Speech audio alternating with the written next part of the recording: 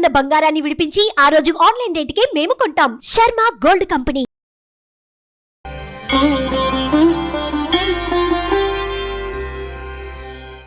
జై శ్రీకృష్ణ. ఆండాళ్ తిరువడిగళే శరణం. మార్గశీర్ష మాసంలోకి ప్రవేశించేశాం. ఈ రోజు నుండి ధనుర్మాస వ్రతం ప్రారంభమవుతుంది. మొదటి రోజు మొదటి పాశురం. నిదానంగా ద్రవిడ పాశురాన్ని, ఆండాళ్ తల్లి నోటి నుండి వెలువడినటువంటి పాశురాన్ని చెప్తాను. ఒక్కొక్క పదాన్ని చూస్తూ జాగ్రత్తగా అనుసరించి పాసుర విన్నపం చేద్దాం. మొదటి పాసురాన్ని విశేష పాసురము అంటారు. మామూలుగా 2 సార్లు చదవాలన్నమాట. మేము ఇప్పుడు ఒక్కసారి చదువుతాం, కానీ మీరు దీన్ని 2 సార్లు చదవాలి. కొన్ని విశేష పాసురాలు ఉంటాయి. 1వ పాసురం, 3వ పాసురం, 16వ పాసురం, 18వ పాసురం, 24వ పాసురం, 27, 28, 29, 30 ఈ పాసురాలు. వీటన్నింటినీ విశేష పాసురాలు అంటారు. సరే, మొదటి పాసురం ప్రారంభించుకుందాం. నిదానంగా, తొందరపాటు లేకుండా చక్కగా పుస్తకాన్ని చూస్తూ మనం ఒక్కొక్క శబ్దాన్ని పలుకుతూ అర్థాన్ని కూడా క్లుప్తంగా తెలుసుకుందాం. పాశురం చదివేటప్పుడు ఆ అర్థాన్ని అనుభవిస్తూ, భావన చేస్తూ మళ్ళీ తిరిగి రెండోసారి చదవండి. మార్గళి తింగళ్ மதி நிறைந்த நன்னாளால் நீராட போதுவீர் போதுமினோ நேரிழையீர் சீர்மல்கும் ஆய்ப்பாடி செல்வச் சிறுமீர்கள் கூர்வேல் கொடுந்தொழிலன் நந்தகோபன் குமரன் ஏராரந்த கண்ணி யசோதை இளம் சிங்கம் கார்மேனி செம்கண் கதிர் மதியம்போல் முகத்தான் நாராயணனே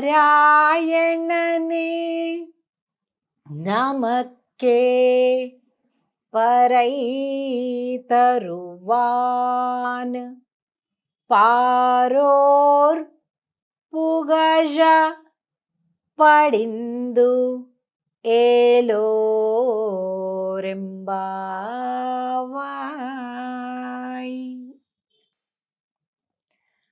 మార్గళి తింగళ్.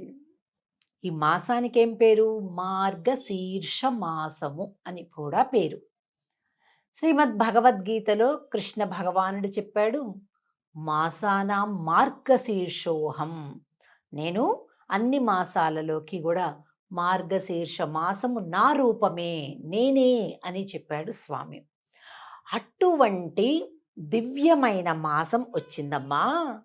ఈ నందగో వ్రజంలో ఉండేటటువంటి వీళ్ళందరూ కూడా, నందవ్రజంలో ఉన్నటువంటి గోపికలందరూ కూడా మనం స్నానమాడాలి, స్వామి దగ్గరకు వెళ్ళాలి, వ్రతం చేయాలి.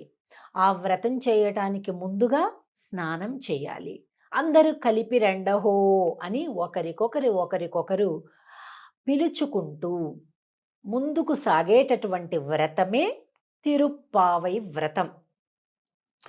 చాలా ఆశ్చర్యంగా 30 పాసురాలలో 27, 28, 29 ఎన్ని పాసురాలు గడిచినా ఇంకా స్నానానికి వెళ్దాము అనే కనిపిస్తుంటుంది. ఏమండి, ఇదే వ్రతం ఇంకా స్నానమే పూర్తి కాకపోవటం ఏంటి? 30 పాసురాలు అయిపోవడం ఏమిటి? అనే సందేహం చాలా మందికొస్తుంది. ఈ వ్రతానికి ఇంకొక పేరేంటంటే స్నాన వ్రతం అని పేరు. స్నానం అంటే నీళ్లతో చేసేదే అని మాత్రమే కాదండి. తిరుప్పావై గొప్ప నిధండి. ఎంత తవ్వుతూ ఉంటుంటే అన్నన్ని గొప్ప అర్థాలు బయటకొస్తుంటాయి.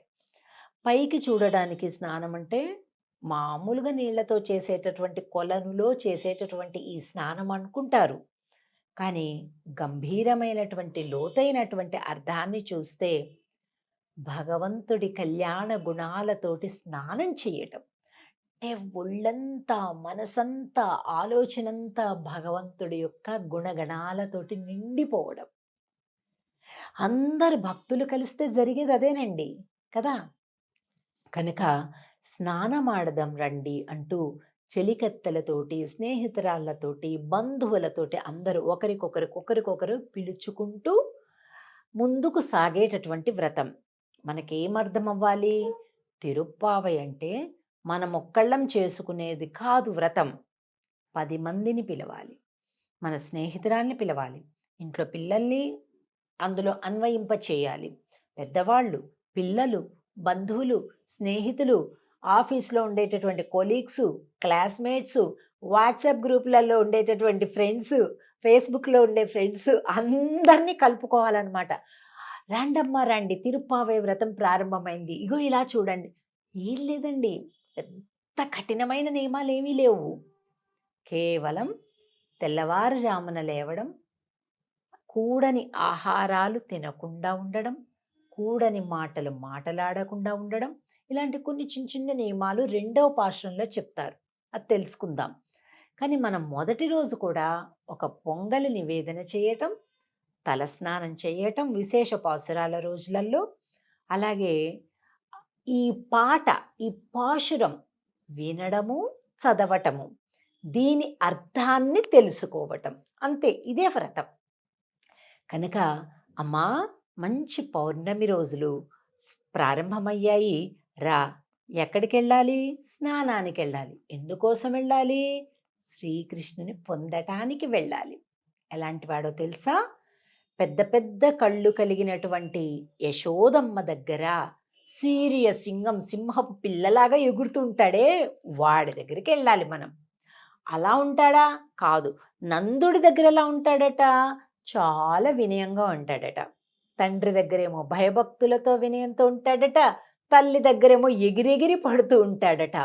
సూర్యుడు, చంద్రుడు తన నేత్రాలుగా కలిగినటువంటి వాడు మన ఎదురుగా చిన్న పిల్లవాడిలాగా ఉన్నాడు. కానీ ఎవరనుకున్న అమ్మ, నారాయణుడు, సాక్షాత్తు నారాయణుడే మన నందవ్రజంలోకి వచ్చాడు. పదండమ్మ పోదాం, స్నానమాడదాం, స్వామి దగ్గరకు వెళ్దాం అని అంటూ పారోరు పుగజ, ఊరు వారందరూ చూసి పొగిడేలాగా గొప్పగా చేద్దాం మనం మన వ్రతాన్ని అని చెప్తున్నారు ఈ పాశురంలో. కనుక ఈ పాశురాన్ని చక్కగా నిదానంగా మళ్ళీ తిరిగి ఇప్పుడు ఈ పదాల అర్థాలను భావన చేసుకుంటూ రెండవసారి కూడా చదవండి. జై శ్రీకృష్ణ. ఆండాళ్ తిరువడిగళే శరణ్.